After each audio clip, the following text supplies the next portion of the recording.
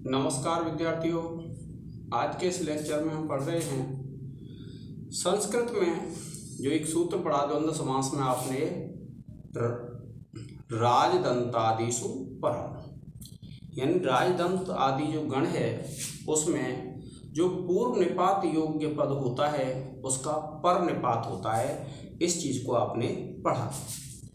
अब देखिए उस सूत्र को कहाँ घटित किया गया है, उसका प्रयोग कहाँ पर है, कैसे काम करता है वह सूत्र, इसको हम एक उदाहरण के माध्यम से पढ़ेंगे। और उदाहरण है आपका राजदंतः, अर्थात दंतानाम राजा। तो दंतानाम राजा तो हो गया लौकिक विग्रह, और दंत प्लस आम राजन प्लस सु, यह क्या हो गया विद्यार्थियों, अलौकिक विग्रह। तो अब देखिए जो व्याकरण का विग्रह होता है उसको ही क्या कहते हैं, हम अलौकिक विग्रह कहते हैं। अब देखिए आगे बढ़ते हैं। तो दंत प्लस आम राजन प्लस सु षष्ठी सूत्र है एक हमारा। जब हम षष्ठी तत्पुरुष समास पढ़ते हैं तो यह सूत्र हमारा वहाँ पर आता है। तो ये जो षष्ठी सूत्र है उससे क्या है, तत्पुरुष समास कर लेंगे हम। और फिर देखिए वही प्रक्रिया आगे बढ़ाएंगे जो पहले करते थे कि दंत प्लस आम और राजन प्लस सु। अब देखिए प्रत्येक स्टेज बताना आपके लिए जरूरी है। कुछ छात्रों के कमेंट्स आते हैं कि आप पहले लिख लिया कीजिए फिर समझा दीजिए। ऐसे नहीं होता है, क्योंकि स्टेप बाय स्टेप समझाना पड़ता है। अब देखिए यह आ गया तो हम क्या करते हैं, हम कर लेंगे उपसर्जन संज्ञा और आप लिखेंगे प्रथमा निर्दिष्टम समास उपसर्जनम।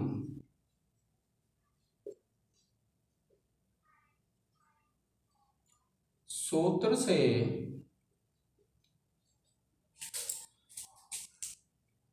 दंत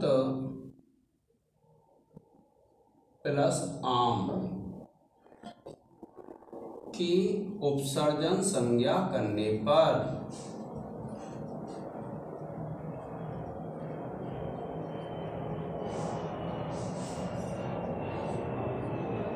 देखिए विद्यार्थियों कि जो दंत प्लस आम है उसकी क्या हो जाएगी, उपसर्जन संज्ञा हो जाएगी। क्यों? क्योंकि ये जो सूत्र है दांतों का राजा, तो दांत किससे, उस सूत्र से षष्ठी से, क्योंकि षष्ठी इसी में है और सूत्र कौन सा है, षष्ठी तत्पुरुष है। तो जिसमें षष्ठी होगी उसको ही हम क्या नाम देंगे, उपसर्जन। अर्थात जो दंत प्लस आम है उसका नाम रख गया उपसर्जन। अब क्या करते हैं हम, जिसका नाम उपसर्जन रखा है उसको पहले प्रयोग करते हैं। तो देखिए एक सूत्र लगाएंगे हम, दंत प्लस आम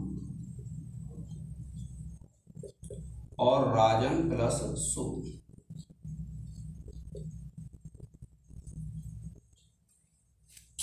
और सूत्र लगाएंगे आप देखिए उपसर्जनम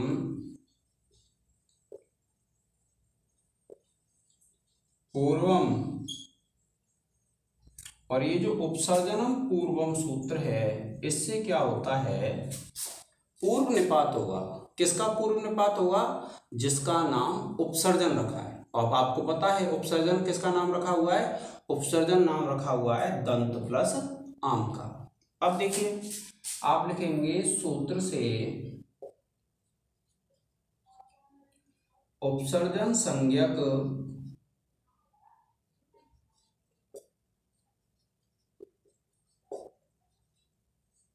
दंत प्लस आम का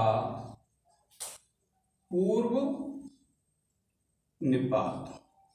अब देखिए आपने पढ़ा कि ये जो उपसर्जनम पूर्वम है यह सूत्र क्या करता है कि उपसर्जन संज्ञक का पूर्व निपात करता है। निपात का तात्पर्य क्या है, उसका जो हम प्रयोग करेंगे वो कब करेंगे, पूर्व में करेंगे। किंतु हमने द्वंद्व समास में एक सूत्र पढ़ा कि राजदंत आदि जो गण है उसमें यह नियम लागू नहीं होता है। कौन सा नियम? जो उपसर्जन संज्ञा जिसकी हुई है उसको पहले जो प्रयोग करने वाला नियम है वह उसमें लागू नहीं होता है। तो हम लिखेंगे निपात प्राप्त होता है था किंतु राजदंतादेशो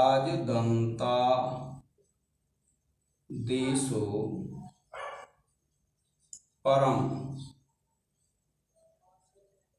सूत्र से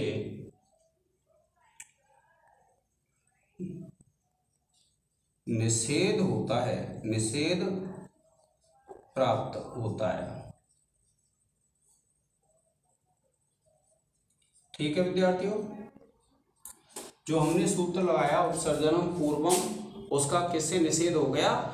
उसका निषेध हो गया आपके सूत्र से राजदंतादिषु परम से। क्यों? क्योंकि राजदंतादिषु परम ये कहता है कि राजदंतादि जो गण है उसमें जो भी शब्द हैं, जो भी पद हैं, उनमें पूर्व की जगह पर निपात होगा उपसर्जन संज्ञा का। ठीक है विद्यार्थियों, आप इसका एक स्क्रीनशॉट ले लें।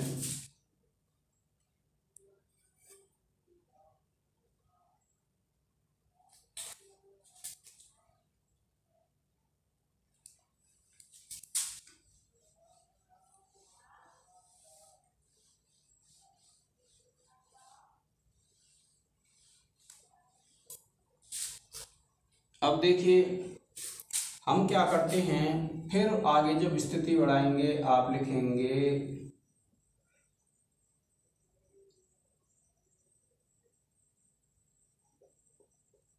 राजन प्लस सु और दंत प्लस आम।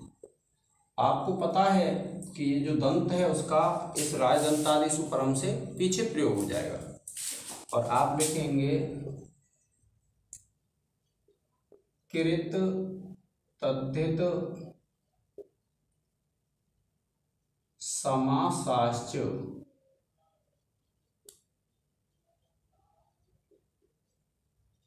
सूत्र से समास की प्रातिपदिक संज्ञा करने पर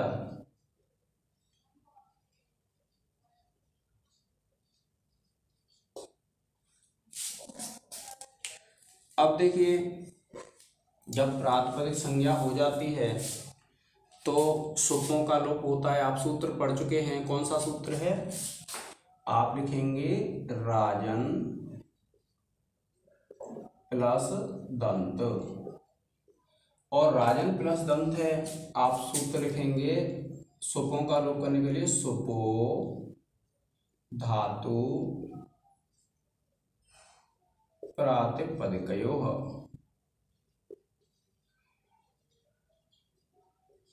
अब देखिए विद्यार्थियों, यह जो सूत्र है यह धातु और प्रातिपदिक के जो सुप होते हैं उनका लोप करता है।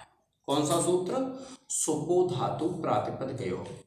अब देखिए ये जो राजन प्लस सु और दंत प्लस आम है इसकी क्या हो जाती है? प्रातिपदिक संज्ञा। और प्रातिपदिक संज्ञा हो जाती है तो प्रातिपदिक के जो सुप हैं कौन से? सु और आम, इन दोनों का हो जाएगा लोप। अब देखिए ये जो ना है इसका लोप करेंगे आप, और आप लिखेंगे राज प्लस दंत और सूत्र लगाएंगे आप न लोपः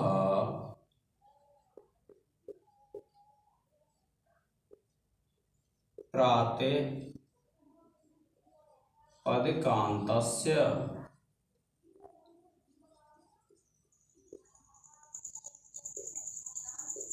तो ये जो सूत्र है न लोपः प्रातिपदिकान्तस्य, इस सूत्र से क्या होगा? प्रातिपदिक के इस ना का लोप हो जाएगा।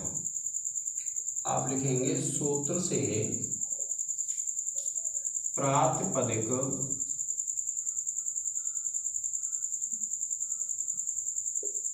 राजन के नकार का लोप।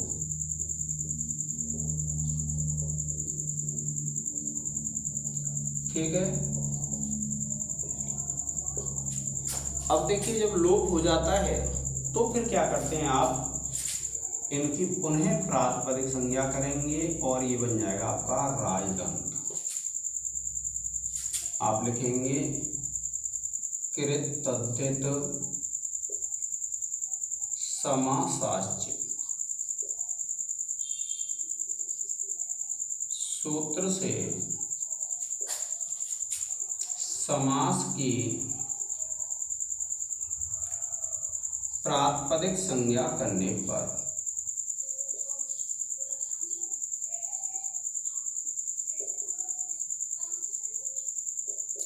ठीक है विद्यार्थियों, और जब प्रातिपदिक संज्ञा होती है तो उसके बाद क्या होता है, जिसको हम विभक्ति कार्य बोलते हैं, इसमें अगर हम ये प्रातिपदिक संज्ञा नहीं करें तो भी काम चल जाता है। एक परिभाषा है, एक विभक्ति चा पूर्व निपाते, अर्थात जो कार्य पहले हो चुका है अगर हम उसको नहीं करें तो कोई फर्क नहीं पड़ता है।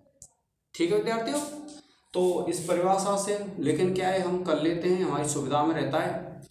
अब क्या करते हैं, इसमें सू लाएंगे, सू के ऊ का लोप करेंगे, फिर सा को रू करेंगे, रू के ऊ का लोप करेंगे, फिर रा को अवसान संज्ञा करेंगे और फिर विसर्ग करेंगे। यह प्रक्रिया हम पहले पढ़ चुके हैं, इसलिए हम क्या है पूरी प्रक्रिया नहीं करते हैं और हम लिख देते हैं राज दंतः, और आप लिख देते हैं विभक्ति कार्य करने पर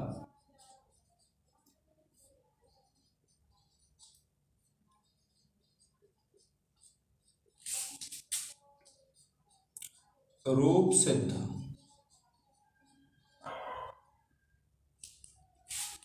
ठीक है विद्यार्थियों, तो इसी प्रकार से जो धर्म अर्थ हैं, अर्थ काम हैं, इनकी सिद्धियां भी पढ़ेंगे आगे आने वाली वीडियो में। आज के इस लेक्चर में विद्यार्थियों इतना ही। जय हिंद, जय भारत।